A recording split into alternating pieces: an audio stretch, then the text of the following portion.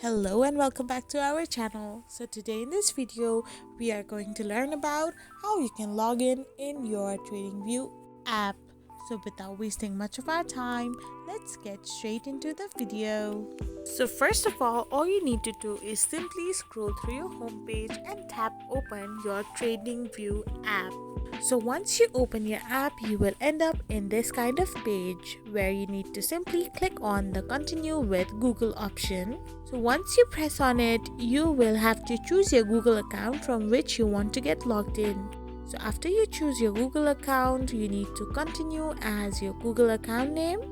And after this is done, all you need to do is simply scroll through your feed as you are successfully logged in into your account.